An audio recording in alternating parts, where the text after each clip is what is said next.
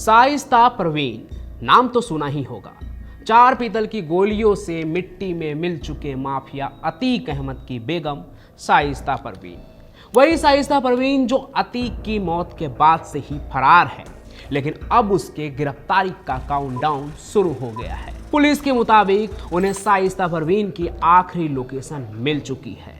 आखिरी बार वो दिल्ली में मार की गई, लेकिन इससे पहले भी शाइस्ता की लोकेशन उड़ीसा में ट्रेस हुई थी, लेकिन वो बच निकली वहां से। लेकिन इस बार शाइस्ता परवीन के बॉडीगार्ड को यूपी पुलिस ने धर दबोचा। हालांकि शाइस्ता अभी हाथ नहीं आई है, लेकिन बारी अब उसके ही गिरफ्तारी की है। मानकर चलिए कि किसी भी दिन आप तक ये खबर पहुंच सकती है, ये ब्रेकिंग न्यूज आपको सुनने को मिल सकती है कि माफिया क्वीन अतीक की बेगम पकड़ी गई, शाइस्ता परवीन पकड़ी गई।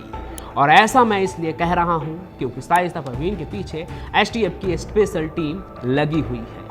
अलग अलग लोकेशन पर मुखबिर एक्टिव हो गए हैं। और आपको ये भी बता देता हूं कि ऐसा सिर्फ शाइस्ता परवीन के लिए नहीं, बल्कि माफिया मुख्तार अंसारी की बेगम अफसा अंसारी के लिए भी हो रहा है। यूपी एसटीएफ की सर्च लाइट यूपी की दोनों ही माफिया क्वीन के लिए ऑन हो चुका है। अफसा का भी सेफ हाउस बहुत जल्द ट्रेस होने वाला है, यानी शाइस्ता के बाद अफसा अंसारी भी अरेस्ट होने वाली है।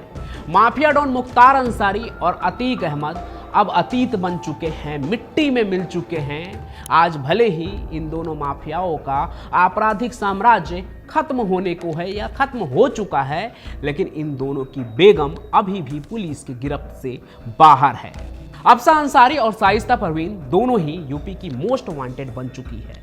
दोनों के ऊपर इनाम है, लेकिन पिछले 2 साल से ये दोनों ही पुलिस की आंखों में धूल झोंक कर फरार चल रही है। लेकिन अब इनका पुलिस की नजरों से बच पाना मुश्किल ही नहीं, नामुमकिन है। इनकी गिरफ्तारी के लिए योगी आदित्यनाथ की पुलिस ने ऐसा चक्रव्यूह तैयार किया है जिसकी काट खोज पाना अब मुश्किल होते नजर आ रहा है। स्पेशल फोर्स के इस खबर के बाहर आने के बाद से दोनों ही माफिया की बची कुची गैंग में खलबली मची हुई है, क्योंकि उत्तर प्रदेश की पुलिस से एसटीएफ के लिए चुनिंदा अफसरों की एक टीम बनाई जा रही है। ये टीम लखनऊ में सीधे सरकार के सबसे बड़े अफसरों के डायरेक्शन पर काम करेगी। एसटीएफ की टीम 247 मुखबिरों के कांटेक्ट में रहेगी। ये टीम सेंट्रल एजेंसियों का भी सहारा लेगी, उनका भी किसी मामले में ये हेल्प ले सकते हैं।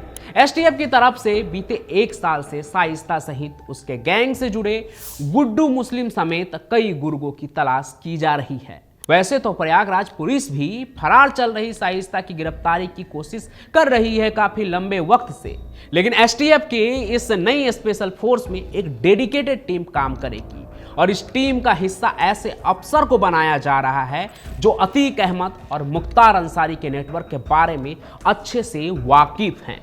इलाहाबाद के चकिया से निकलकर अतीक अहमद ने अपराध की दुनिया में कदम रखा और देखते ही देखते पूर्वांचल का सबसे बड़ा माफिया डॉन बन गया, भू माफिया अतीक अहमद। हालांकि उसके खात्मे के बाद उसकी पत्नी यानी शाइस्ता परवीन एक बार फिर से उसकी गैंग को जिंदा करने में जुट गई है।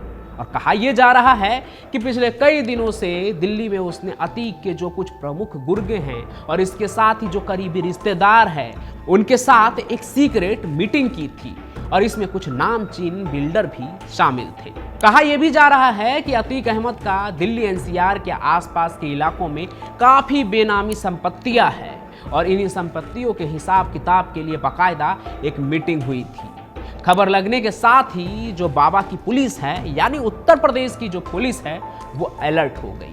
अब पुलिस की कोशिश है कि किसी भी तरीके से शाइस्ता परवीन को गिरफ्तार किया जाए, ताकि प्रयागराज में जिस तरीके से वसूली का खेल जो फिर से शुरू हो गया है अतीक के नाम पर, उसको रोका जाए, उस पर फुल स्टॉप लगाया जा सके। उत्तर प्रदेश की मोस्ट वांटेड लिस्ट में जिस शाइस्ता परवीन का नाम है, उसे उसके पति अतीक अहमद की मौत के पहले से ही यूपी पुलिस तलाश रही है। पुलिस ने शाइस्ता की तलाश में रेलवे स्टेशन से लेकर एयरपोर्ट तक को अलर्ट रखा है। शाइस्ता की तलाश में यूपी पुलिस के अलावा ईडी की भी टीमें लगी हैं, लेकिन शाइस्ता परवीन को पकड़ पाना मुश्किल इसलिए हो रहा है, इतना आसान नहीं है। और इसके पीछे की जो वजह है वो बताई जा रही है उसका बुर्का। बुर्का नसी होने के चलते शाइस्ता परवीन आसानी से पुलिस के आंखों से ओझल हो जाती है, धूल झोंक कर गायब हो जाती है। एक जानकारी के मुताबिक तो ये भी पता चलता है कि अतीक अहमद की हत्या के बाद शाइस्ता परवीन ने बांग्लादेश और नेपाल में अपना ठिकाना बना लिया है। इसके अलावा जब भी वो इंडिया यानी प्रयागराज या फिर दिल्ली पहुंचती है तो उसके आसपास बुर्का नसी की एक ब्रिगेड होती है, एक टीम होती है जो हमेशा उसे कवर किए रहती है। यानी बुर्के के अंदर एक शाइस्ता परवीन होती है और उसके आसपास कई बुर्के वाली औरत होती है, जिसके बीच आसानी से शाइस्ता परवीन कहीं से कहीं निकल जाती है और किसी को कुछ पता नहीं चलता है। कहा तो ये भी जा रहा है कि जब अतीक अहमद और उसके भाई अशरफ की हत्या हुई थी तो उस दौरान भी शाइस्ता परवीन जो कसारी मसारी कब्रिस्तान है वहां पहुंचना चाहती थी, क्योंकि इसी कब्रिस्तान में उसके बेटे असद, उसके शौहर अतीक अहमद और उसके देवर अशरफ को दफन किया गया था। कहा जा रहा है कि वहां पहुंचना चाहती थी, क्या पता वो वहां पहुंची भी हो, इसका कुछ पता नहीं है, लेकिन कहा यही जाता है कि उस दौरान वो चाहती थी कि वहां पहुंचे, लेकिन भारी संख्या में वहां पुलिस फोर्स तैनात थी। इसके साथ ही कसारी मसारी की इस कब्रिस्तान में लेडी पुलिस के साथ साथ खुफिया एजेंसियां भी थी। वो बिल्कुल वहाँ पे मुस्तैद थे ये लोग कि उनको पता था कि शाइस्ता आ सकती है, इस वजह से शाइस्ता परवीन वहाँ पे नहीं पहुँच पाए पुलिस के सिक्योरिटी को देखते हुए, नहीं तो वो भी पुलिस की गिरफ्त में होती। अब योगी के पुलिस ने यूपी के प्रयागराज, नोएडा, ग्रेटर नोएडा, गाजियाबाद, दिल्ली और दिल्ली के पड़ोस वाले गुरुग्राम में अपनी सर्च लाइट ऑन कर रखा है। अतीक अहमद की कई बेनामी संपत्तियां दिल्ली एनसीआर में बताई जाती है। दिल्ली के शाहीन बाग, ओखला और बाटला हाउस के साथ ही एनसीआर के कई ऐसे ठिकाने हैं जहां शाइस्ता परवीन अंडरग्राउंड हो सकती है। काफ़ी क्राउडेड इलाका है ये और यहाँ पे छुपना आसान होता है। नोएडा और ग्रेटर नोएडा में भी अतीक की करोड़ों की प्रॉपर्टीज है। इसके अलावा गुरुग्राम में शाइस्ता परवीन के नाम पर कई कंपनियां और ठिकाने हैं। ऐसे में यूपी एसटीएफ का अब फुल फोकस दिल्ली एनसीआर पर है और अतीक की बेगम पुलिस की रडार पर है। अतीक को मरे हुए 1 साल से ज्यादा हो चुके हैं, लेकिन अभी भी अतीक के नाम पर रंगदारी मांगी जा रही है। लोगों को डराया धमकाया जा रहा है। प्रयागराज में अतीक के नाम पर गुंडा टैक्स की वारदात सामने आई है। ऐसे में सवाल यह है कि क्या फरार शाइस्ता अंडरग्राउंड रहते हुए अतीक के गैंग को चला रही है, या फिर अतीक का बेटा अतीक की गद्दी का उत्तराधिकारी बनकर जेल से ही गैंग को एक्टिव करके रखा हुआ है। अब ये सवाल उठा है तो जरा एक बार गैंग का पूरा हाल भी देख लीजिए। अतीक अहमद खुद मारा जा चुका है, उसका भाई अशरफ भी मारा जा चुका है, उसके साथ ही बीबी शाइस्ता परवीन फरार चल रही है और गिरफ्तारी का शिकंजा उस पर कसते जा रहा है। अतीक का बड़ा बेटा उमर लखनऊ जेल में बंद है। अतीक का दूसरा बेटा अली अहमद नैनी जेल में बंद है, जिस पर 5 करोड़ की रंगदारी मांगने के चलते गैंगस्टर एक्ट में एक्शन होने जा रहा है। अतीक का तीसरा बेटा असद अहमद तो एनकाउंटर में मारा जा चुका है, उसकी खबर भी खूब चर्चे में थी कभी। अतीक के चौथे और 5वें बेटे बाल सुधार गृह से छूटकर अब अपने रिश्तेदार के पास रह रहे हैं। अतीक का जो दूसरा बेटा है अली, उस पर 11 गंभीर अपराधों के मुकदमे दर्ज हैं।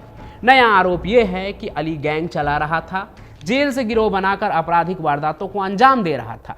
प्रयागराज पुलिस अली और उसके 11 साथियों पर गैंगस्टर एक्ट लगाने की तैयारी में है। इसके लिए पुलिस ने अली और उसके साथियों का गैंग चार्ट तैयार कर लिया है। गैंग चार्ट को कमिश्नर के पास अप्रूवल के लिए भेजा गया है। कमिश्नर से इजाजत मिलने के बाद अली समेत सभी 11 आरोपियों पर गैंगस्टर एक्ट के तहत मुकदमा दर्ज होगा। फिर गैंगस्टर एक्ट में केस रजिस्टर होने के बाद पुलिस का शिकंजा और भी कसेगा इस गैंग पर। बाकी पुलिस को शाइस्ता के साथ अफसा की भी तलाश है। सेंट्रल एजेंसी से भी मदद मांगी जा रही है और ऐसा सुनने में आ रहा है कि किसी भी वक्त इन लोगों की गिरफ्तारी हो सकती है। अभी जब तक मैं ये कहानी आपके लिए रिकॉर्ड कर रहा हूँ, अब तक ये दोनों गिरफ्तार नहीं हुए हैं। बाकी जो भी अपडेट होगा उसे लेकर मैं आप सभी के सामने रहूँगा। इन दोनों माफिया की न जाने आपने कितनी ही कहानी सुनी है, और इन सभी कहानी को सुनने के बाद और आज की कहानी सुनने के बाद आप क्या सोचते हैं? अगर आप इलाहाबाद से हैं, गाजीपुर से हैं, तो आपको क्या लगता है वो कमेंट में ज़रूर बताइए। कोई सवाल है तो वो भी पूछिए। बाकी इस कहानी को लाइक कीजिए, ज़्यादा से ज़्यादा शेयर कीजिए, हमारे इस चैनल को सब्सक्राइब भी कर लीजिए। मैं पंचम प्रकाश आपसे मिलता रहूँगा किसी और सफ़र में, किसी और क्राइम की कहानी के साथ। तब तक के लिए आपका बहुत बहुत धन्यवाद।